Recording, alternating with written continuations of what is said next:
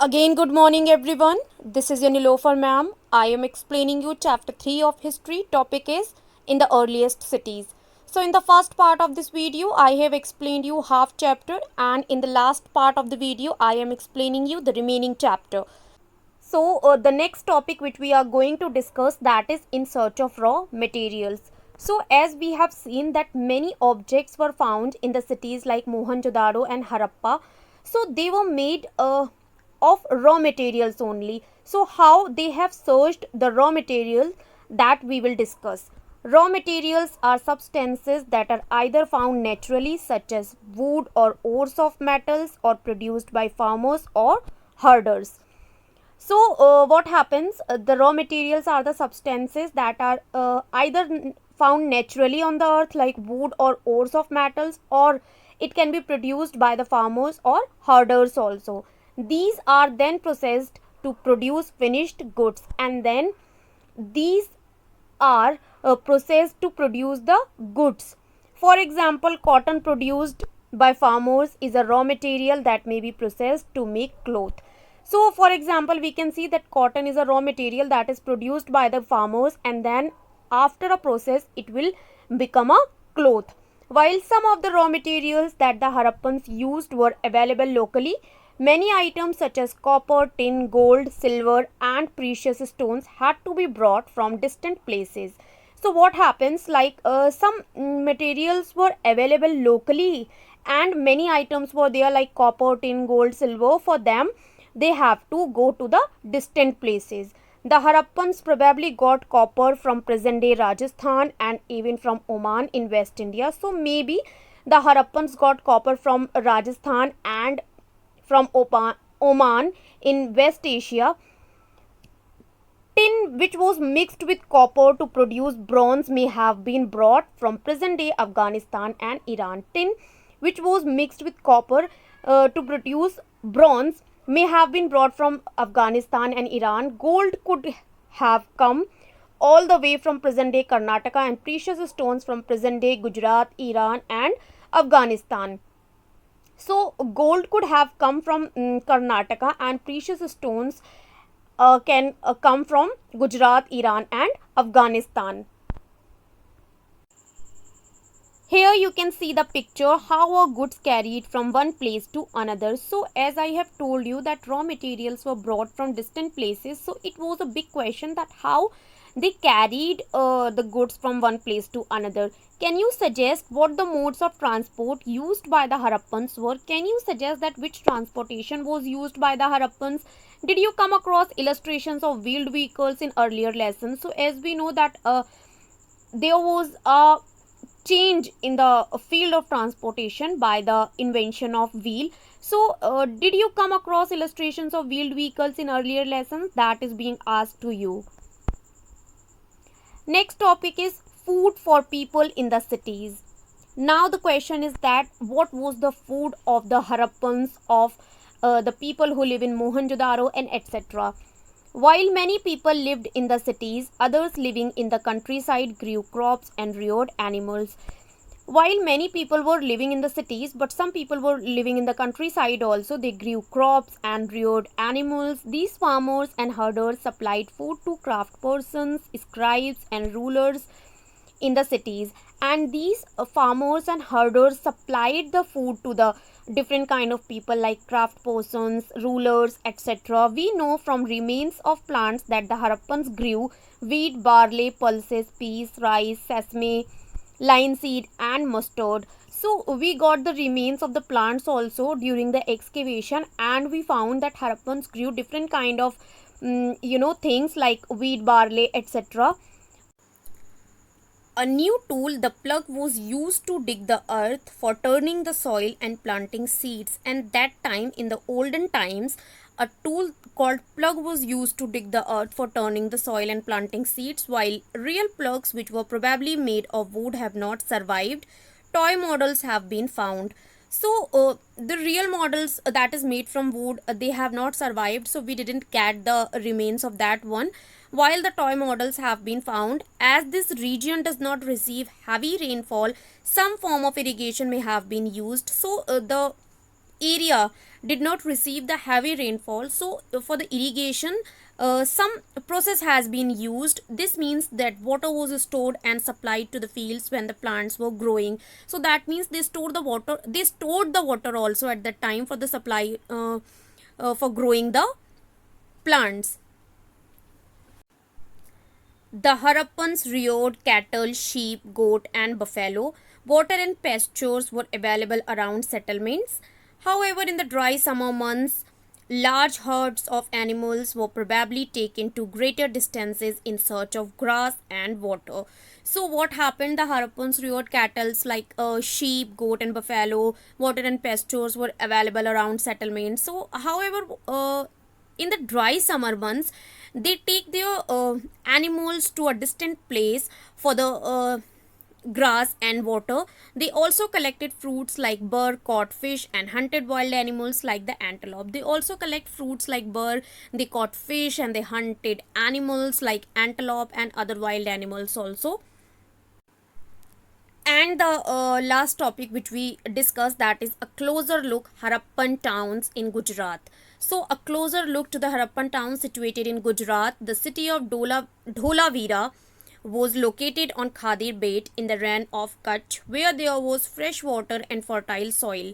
So the city of Dholavira was located on Khadir Bait in the Rann of Kutch, where there was fresh water and fertile soil for the irrigation. Mm, Unlike some of the other Harappan cities, which were divided into two parts, Dholavira was divided into three parts, and each part was surrounded with massive stone walls with entrances through gateways. So, as I have already told you, that the cities were divided into parts, more than two parts. So, what happens with Dholavira? Dholavira was divided into three parts, and each part was surrounded with the massive kind of stone walls with entrance gateways. There was also a large open area in the settlement where public ceremonies could be held. Other finds include large letters of the Harappan script that were carved out of white stone and perhaps inlaid in wood. So there was a large open area in the settlement where public ceremonies were held, and other finds include large letters of the Harappan script. There was a script of Harappan that were carved out of the white stone and perhaps inlaid in wood. This is a unique find, as generally Harappan writing has been found on small objects such as seals. So this is a unique find because generally Harappan writings has been found on the small objects such as seals. The city of Lothal stood beside a tributary of the Sabarmati in Gujarat, close to the Gulf of Khambat. It was situated near areas where raw materials such as semi-precious stones were easily available. So, the city of Lothal stood beside a tributary that is called Sabarmati in Gujarat, that is close to the Gulf of Khambat. It was situated near the areas where the raw materials were easily available, like semi-precious stones. This was an important center for making objects out of stone, shell, and metal, and that is the reason the city of Lothal became an important center for making objects out of stone, shell, and metal. There was also a storehouse in the city. Many seals and sealings, the impression of seals on clay, were found in this storehouse. So, in those cities, there were also storehouses and many seals and sealings. Sealings means the impression of seals on the clay were found in this storehouse.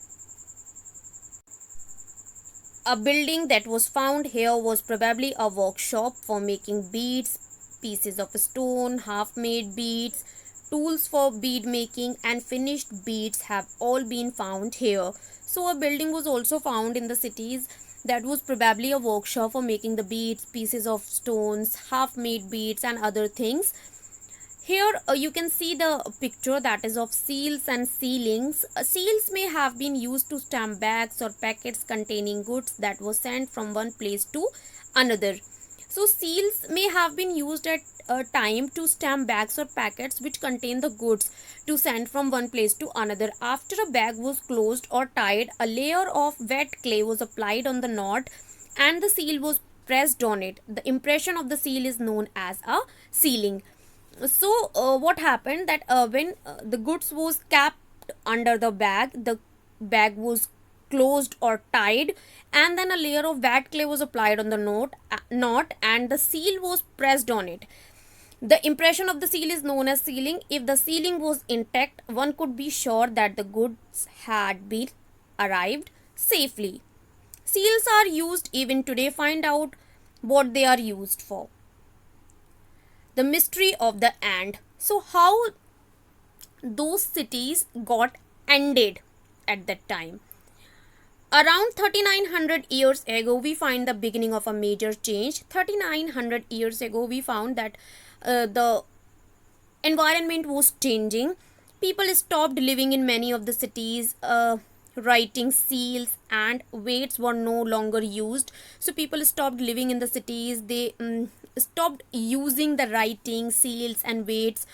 Raw materials brought from long distances became rare, and the bringing of raw materials from distant places, they become rare. In Mohenjo-daro, we find that garbage piled up on the streets, the drainage system broke down, and new, less impressive houses were built. So, what happened? About 3900 years ago in Mohenjo-daro, we find that the garbage piled up on the streets, the drainage system was broken, and less impressive houses were built even over the streets. Why did all this happen? We are not sure. Some scholars suggest that the rivers dried up, others suggest that there was deforestation. So we are not having a confirmed reason that why did all this happen. Some scholars suggest that the rivers dried up at the time, and some suggested that there was deforestation.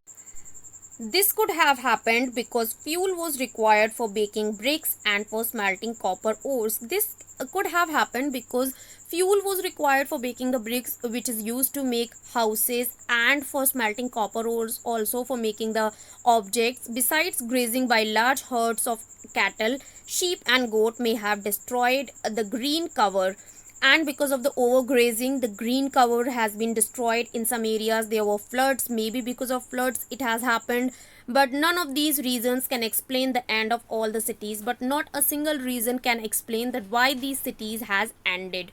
Flooding or a river drying up would have had an effect in only some areas. If flooding would be there, if river drying would be there, so it would have had an effect only in some areas, not in all the areas. Now, let's see the conclusion of the chapter. It appears as if the rulers lost control. In any case, the effects of the change are quite clear. So, it appears that the rulers who rule the country, they lost their control, and the effect of the changes can clearly seen. Sites in Sindh and West Punjab, present day Pakistan, were abandoned, and while many people moved into newer, smaller settlements to the east and the south. So, what happened? The sites in the Sindh and West Punjab, they were abandoned, and people lived that sites. While many people moved into newer, smaller settlements to the east and the south, new cities emerged about 1400 years later. You will read about them in chapter 6 and 9. So the new cities has also been emerged about 1400 years later. About these cities you will read in chapter 6 and 9. So this was the chapter 3 of history which I have explained you. I hope the chapter is clear to all of you. If still any confusion is there, so you can ask me on the WhatsApp also. I'll meet you in the another explanation video. Till that, keep learning, stay home, stay safe. Bye bye everyone.